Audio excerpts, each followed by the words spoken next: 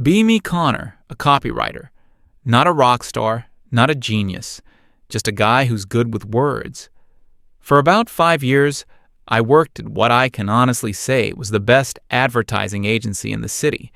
Not the biggest, not the most famous, but the best. Our office wasn't some flashy glass and steel monstrosity. It was a converted warehouse with exposed brick, worn-out leather couches, and a whiteboard wall that was permanently covered in a chaotic mess of slogans, sketches, and bad jokes. The place ran on 3 things: coffee, talent, and mutual respect. The culture was simple.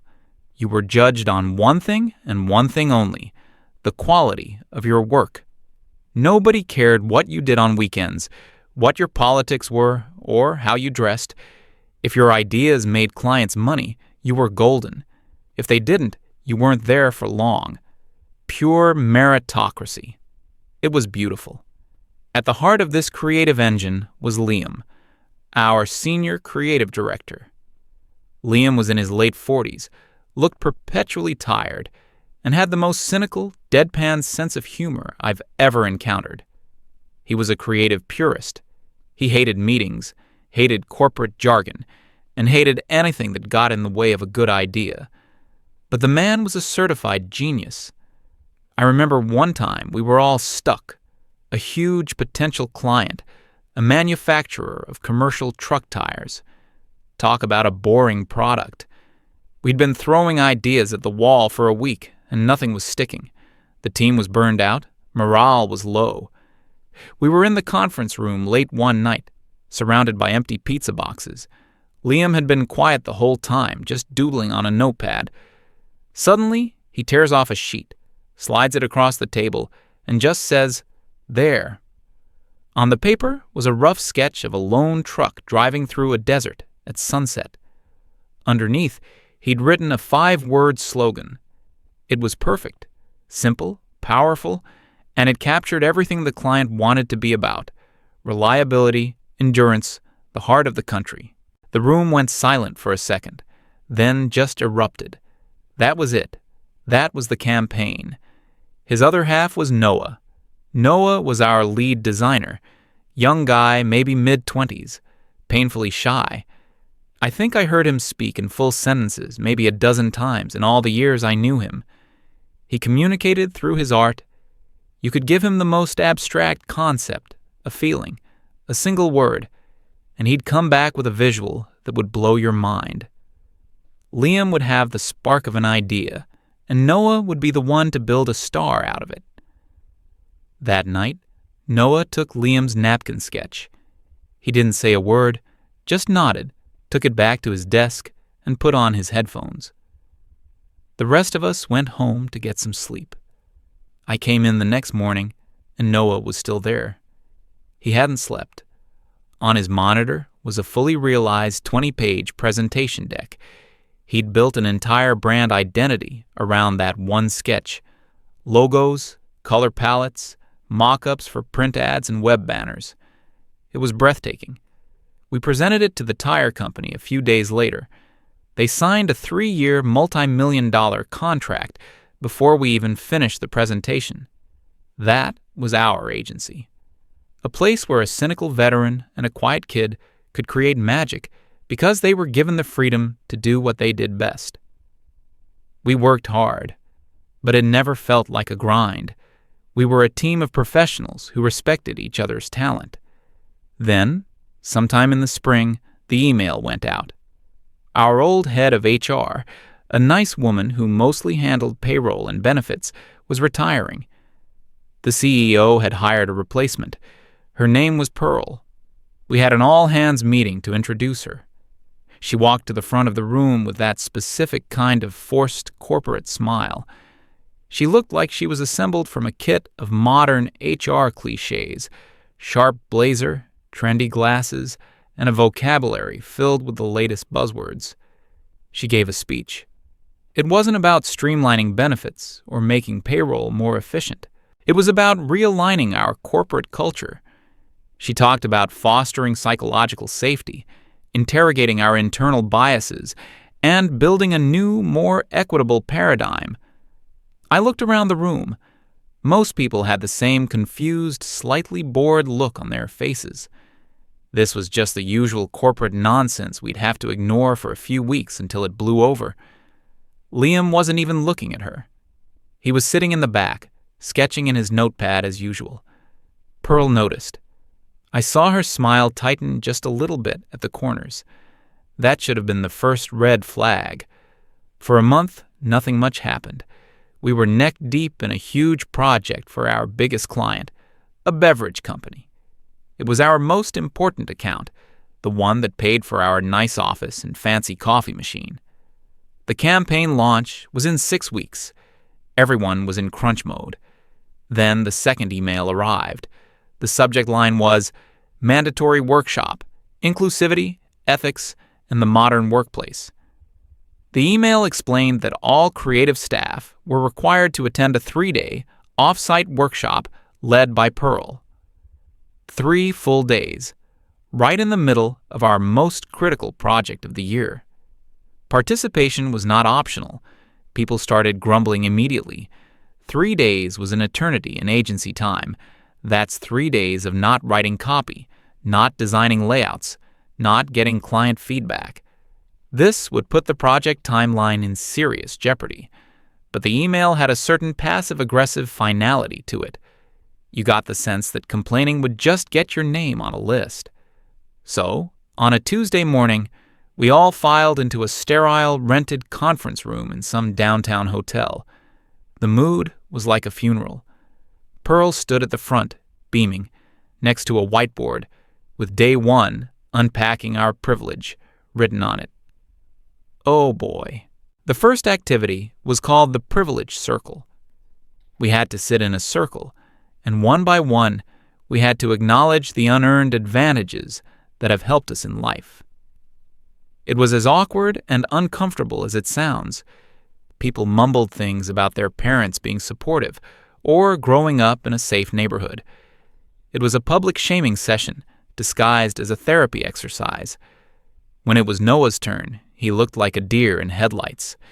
He hated being the center of attention. He hesitated for a long time, then just quietly said, "I'm good at drawing." The room was silent. Pearl just stared at him, her smile gone. She said, "That's a skill, Noah, not a privilege. Let's talk about the societal structures that gave you the opportunity to develop that skill." Noah just shrank in his chair. He looked down at his hands and didn't say another word for the rest of the day. I saw something in him break a little bit. This was a kid who lived and breathed art. His skill was his identity, and she had just dismissed it as a product of some system. That afternoon, things got even more absurd. We had to do role-playing exercises.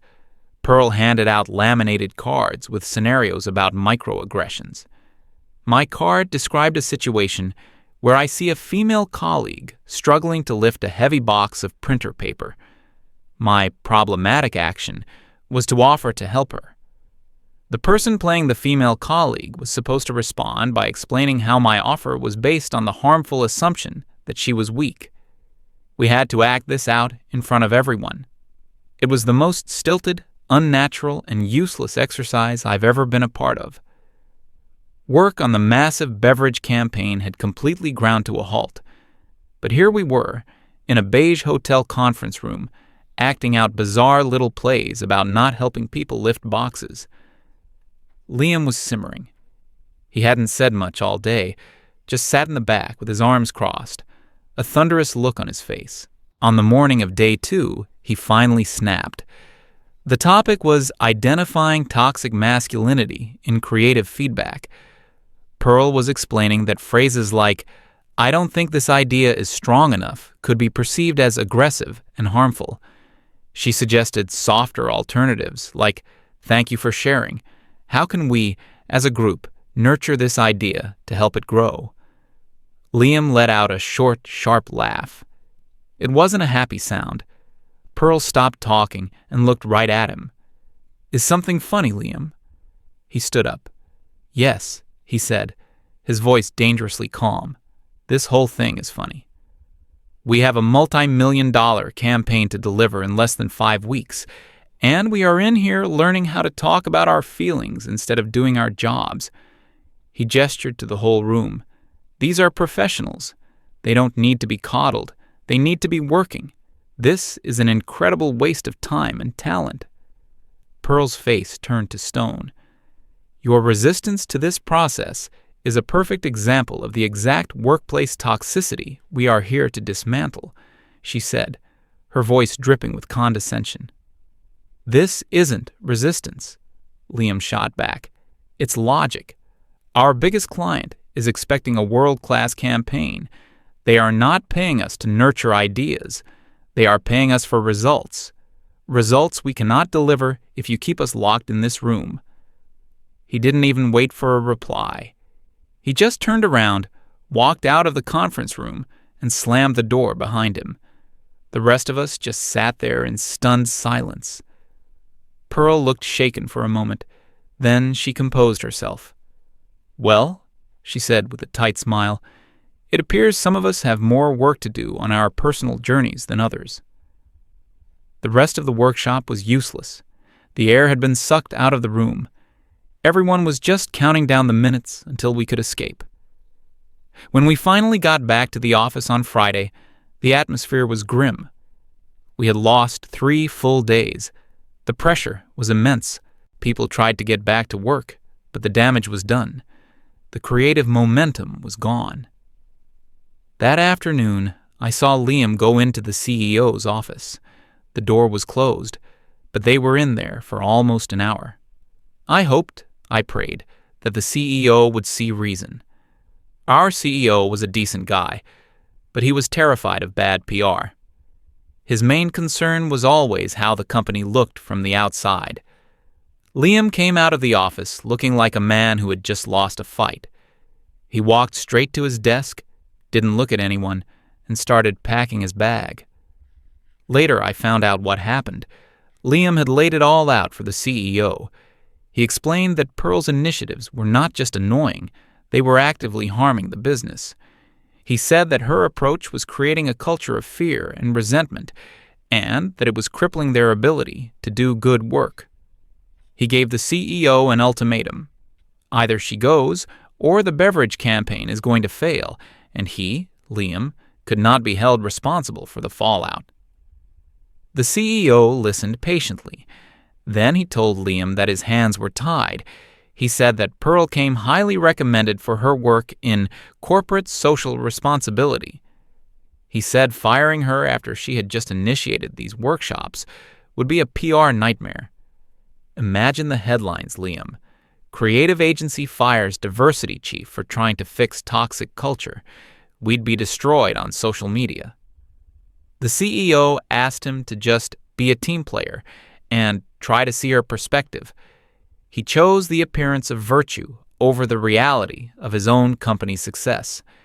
He chose to protect himself from a hypothetical Twitter mob instead of protecting the man who had built his agency.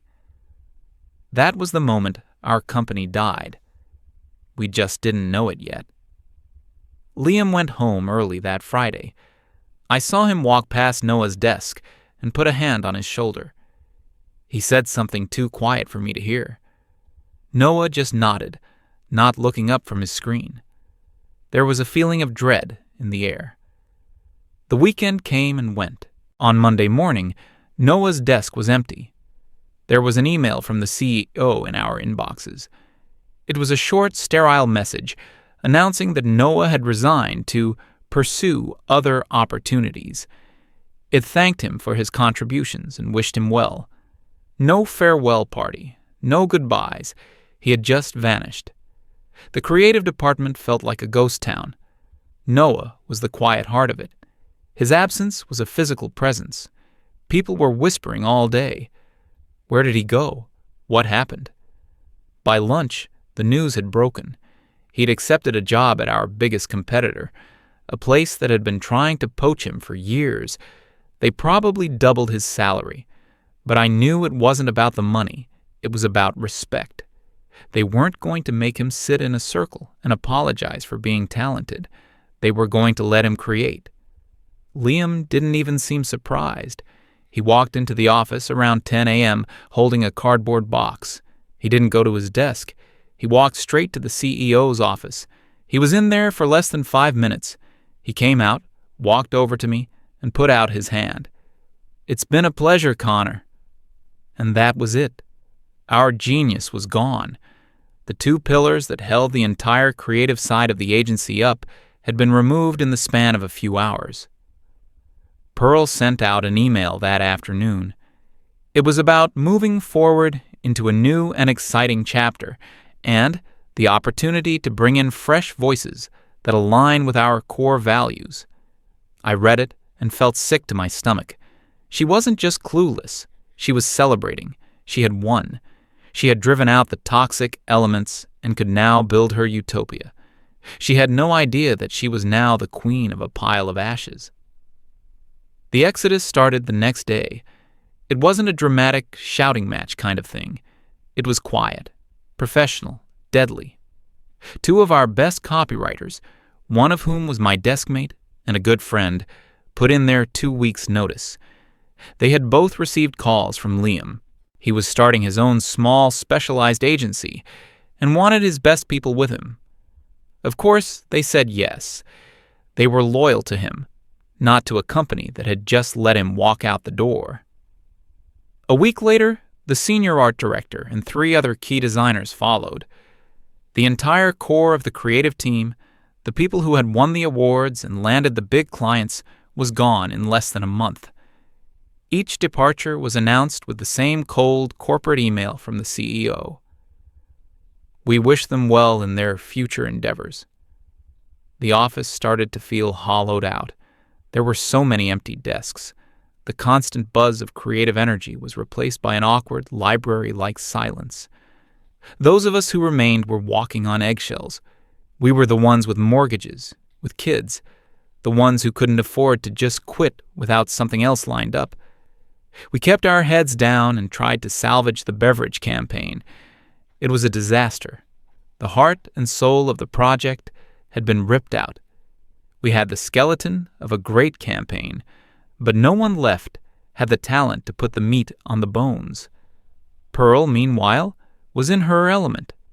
She was now in charge of rebuilding the creative department from scratch. The hiring process was a spectacle. I sat in on a few interviews as the senior creative left in the department. Pearl didn't ask candidates about their portfolio, their past campaigns, or their creative process. Her questions were all about their values. Describe a time you challenged a problematic narrative in a team setting. How do you see your work contributing to social justice? What are your pronouns? We ended up hiring a handful of recent graduates. They had impeccable academic credentials in fields I'd never heard of, and their social media feeds were pristine examples of modern activism. What they didn't have was a shred of actual demonstrable talent. Their portfolios were filled with passion projects and conceptual art pieces, nothing that showed they could sell a can of soda. The new team was different.